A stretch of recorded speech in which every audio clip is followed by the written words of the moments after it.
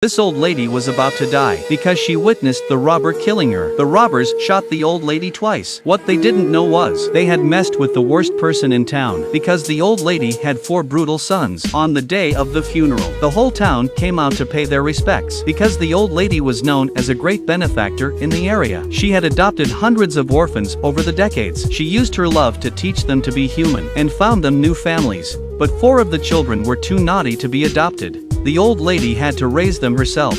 The eldest brother, Jack, had been a gangster for many years and was known as the local champion of hooligans. Under his mother's tutelage, he became a normal person. The second brother, Alan, had lived with his mother for many years and was a good man with a family. The third brother, Tom, who used to cheat on girls and is now a soldier. The fourth brother, Jerry, is a first-class gangster and third-class singer. For brothers who are not related by blood, reunited by the death of their mother, they return to the familiarity of their home. They look at their respective rooms with sadness. Even Jack, who is usually very grumpy, hides in the bathroom and cries. The 4 of them decide to have a Thanksgiving dinner together like they did when they were kids. But as they ate, it was as if they heard their mothers nagging again. Zip up your mouth, Jeremiah. More tattoos, Angel? I know bad things happened to you before you came to me, but you're safe now. Jack couldn't eat anymore. He brought some of his brothers to the bar for a good time. They vowed to avenge their mother's death, but Alan was against it. He thought the police should take care of things in a lawful society. With that, he got up and went home. The enthusiastic barman told the 3 brothers some of the gangsters had given testimony to the police that they had witnessed the robbery while playing basketball. Jack rushed to gather his weapons and equipment. He took Tom and Jerry and raided the gangsters' lair. The punks said they were innocent because the police made them fake those statements. The robbery took place at 11 p.m. But the basketball court turned off the lights at 10 o'clock, so they couldn't have seen the robbers. In order to prove that the gangster was lying, they took him to the basketball court. Sure enough, the lights went out at 10 p.m. It seems that the punk was telling the truth. But why would the police falsify their testimony? The perceptive Jack suddenly realized that this could be a conspiracy.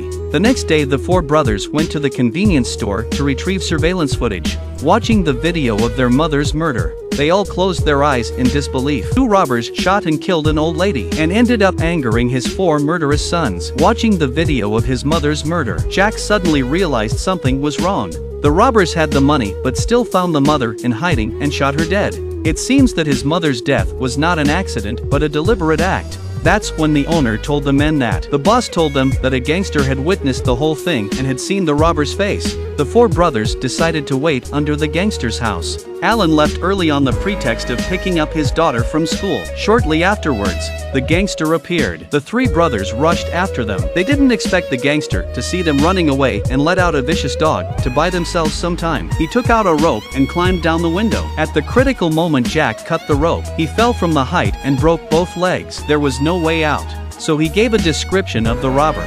The 3 brothers followed the information to a bar. Jerry recognizes the 2 robbers immediately. At the same time, the robbers noticed them and immediately pulled out their guns and shot at the trio. A chase ensued in the street. Jack knocks over the robbers' car with his foot on the gas. He pulls them out and asks them who they are working for. But the robbers don't dare say the name because they'll die too. Jack kills them with a single shot.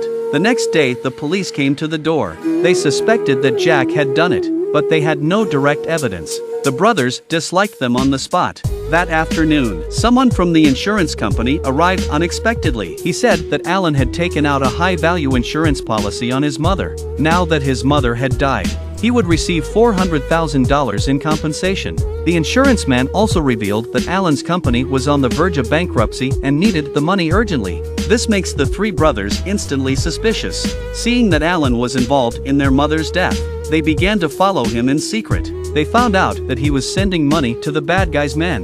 The brothers were furious. They took Alan to their home and beat him up. When confronted by the brothers, Alan's face was full of anger and aggression. He only bought the insurance to protect his mother. The 3 brothers were away for many years. The burden of caring for his mother had to fall on his shoulders. As for sending money to the bad guy's men, it was because the bad guys were interested in his business. They were working together with government officials to bully him. He had no choice but to give them money to avoid disaster. Just then there's a knock at the door.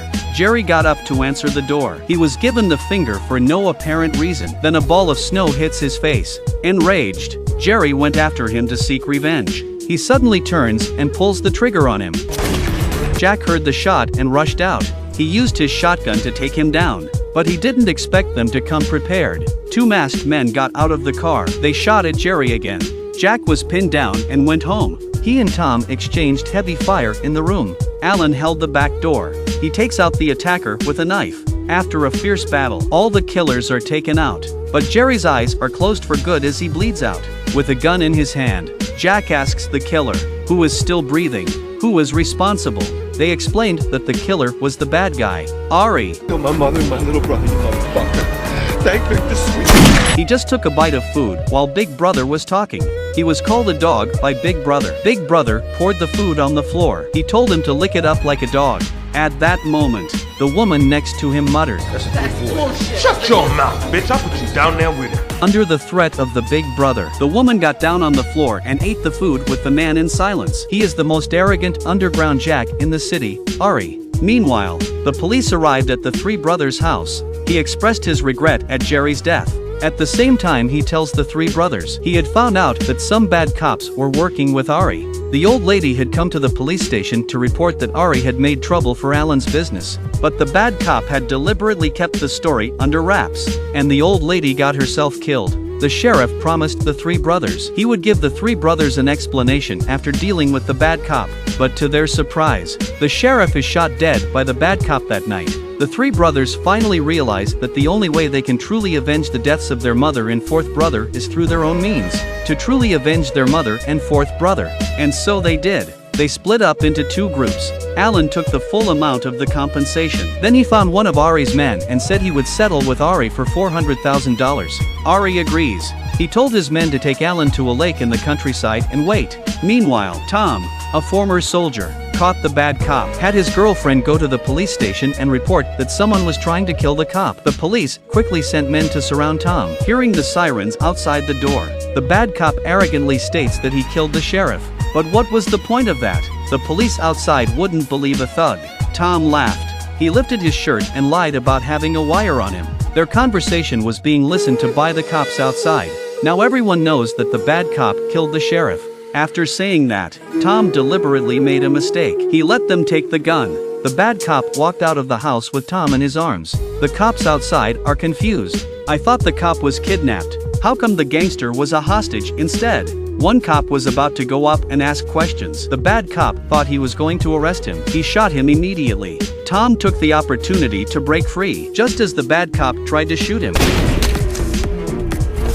Tom's mission was successfully completed. On the other hand, Kenny arrived at the deal with his boys, checked the cash, and it was all in order. He got up and ordered his men to kill Alan. But what he didn't expect was for all his boys to do nothing. It turns out the $400,000 wasn't for Ari. Instead, it was given to the men who had had enough of his torture. His men surrounded him. As he was about to do so, Jack came from a short distance away. He wanted to avenge his mother and fourth brother with his own hands. The two men fought on the snowy lake. No weapons, just their fists. In the end, Jack had the better of them.